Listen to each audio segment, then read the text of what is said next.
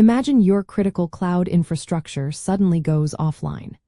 How quickly do you need to be back up and running, and how much data can you afford to lose? These aren't hypothetical questions for a robust disaster recovery plan. They are fundamental decisions that guide every aspect of your preparedness.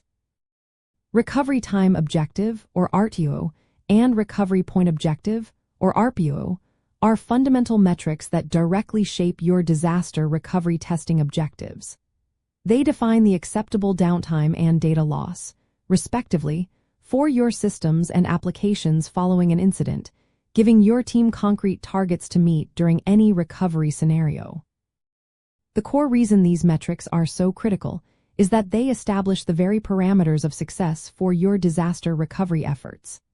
RTO dictates the speed at which business functions must be restored, influencing your choice of recovery strategies such as hot, warm, or cold standby, and the level of automation required. A tight RTO, for example, demands highly automated and frequently validated recovery processes.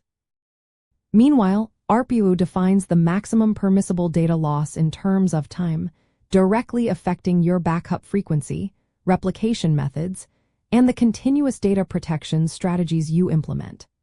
A stringent RPO might necessitate continuous replication or extremely frequent snapshots to minimize data delta. To effectively use RTO and RPO in your testing, you first need to categorize your applications by their criticality and assign specific RTO and RPO targets to each.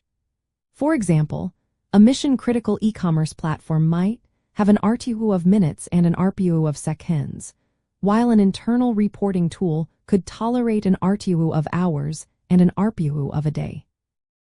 Once these targets are set, design your disaster recovery tests to validate if your chosen strategies and configurations can actually meet them under realistic failure conditions.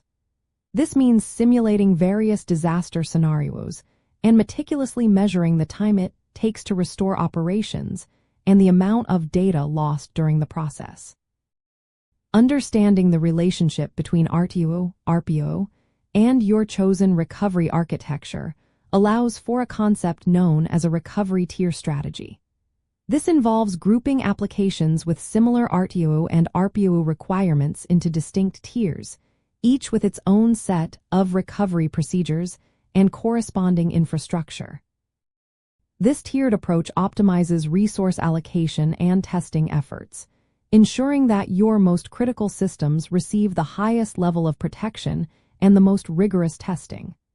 Regularly reviewing and updating these tiers, especially after architecture changes, is a key step in maintaining effective disaster recovery posture.